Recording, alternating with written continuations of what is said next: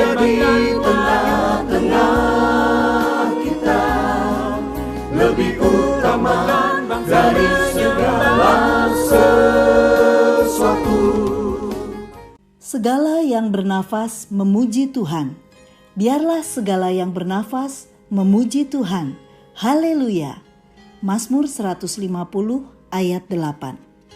Sahabat Iktus yang dikasihi Tuhan, membaca dan merenungkan Mazmur adalah seperti mengarungi perjalanan hidup dengan aneka pengalaman, baik buruk, senang susah, berhasil gagal. Inilah gelombang kehidupan, dan perjalanan itu bukan tanpa ujung. Karya penebusan Kristus telah menyediakan ujungnya, yaitu surga mulia. Kelak di akhir dari segala sesuatu, yang ada hanyalah puji-pujian kepada Yesus Kristus Tuhan.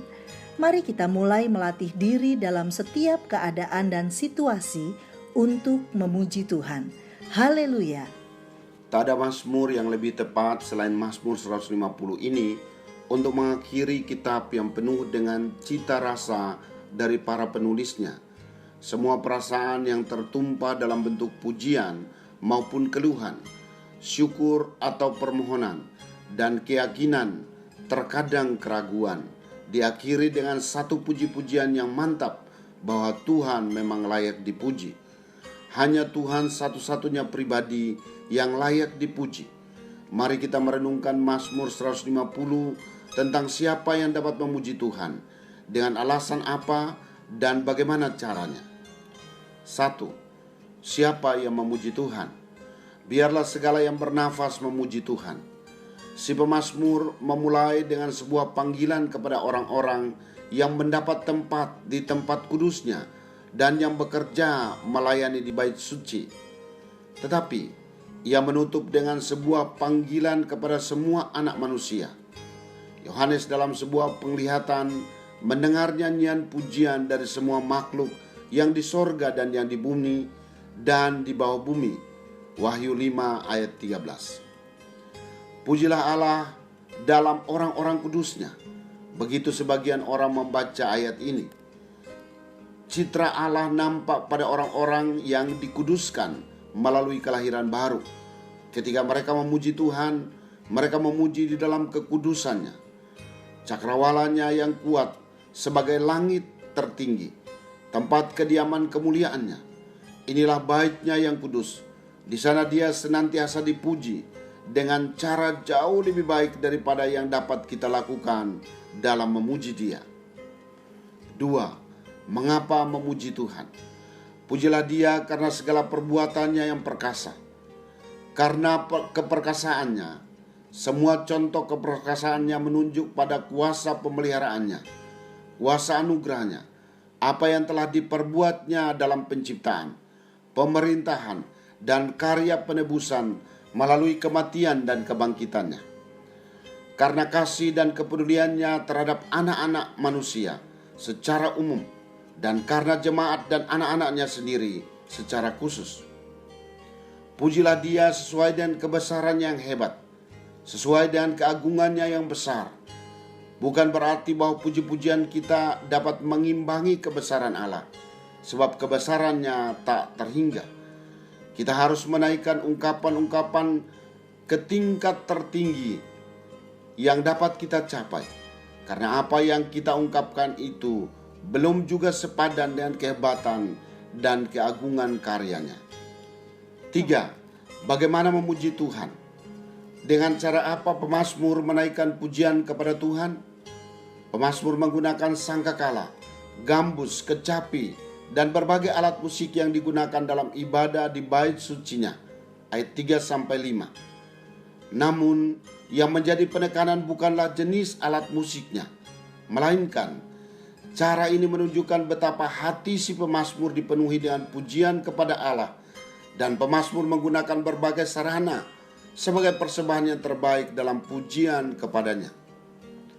Bahwa musik terbaik di telinga Allah adalah hati yang taat dan saleh. Pujilah Allah dengan iman yang kuat. Pujilah dia dengan keyakinan sepenuhnya kepada Kristus. Pujilah dia dengan pengharapan akan kerajaan kemuliaannya. Pujilah Dia bersama segala suku bangsa. Ingatlah, alat musik hanyalah sarana. Pekerjaan memuji harus dilakukan dengan keselarasan antara sarana dan kesungguhan hati. Alat-alat itu digunakan sebagai kesatuan yang tidak terpisahkan dengan satu hati dan satu suara memuliakan Allah. Sahabat Iktus, biarlah segala yang bernafas memuji Tuhan. Haleluya. Berarti jika kita mempersembahkan pujian baginya, haruslah melakukan secara alami, sebagaimana layaknya kita bernafas setiap detiknya, bukan karena aturan gereja atau liturgi dalam ibadah, apalagi karena keterpaksaan. Hati yang penuh dengan pujian yang tulus itu menyenangkan hati Allah. Selama Tuhan masih memberi kita nafas kehidupan, teruslah memuji Tuhan. Haleluya. Tidak semua orang dapat memainkan alat musik dan memiliki suara yang indah untuk bernyanyi. Memuji Tuhan tidak boleh dibatasi oleh alat, kemampuan, keadaan, tempat, dan waktu.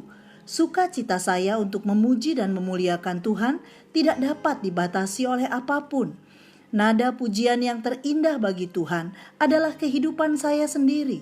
Saya akan memuji Tuhan dengan akal pikiran saya, melalui pekerjaan dan jabatan, sikap dan perilaku setiap hari, sehingga banyak orang dapat mengenal dan memuji Tuhan.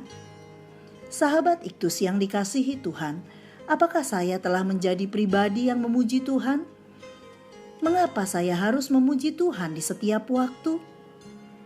Dengan cara apa seharusnya saya memuji Tuhan?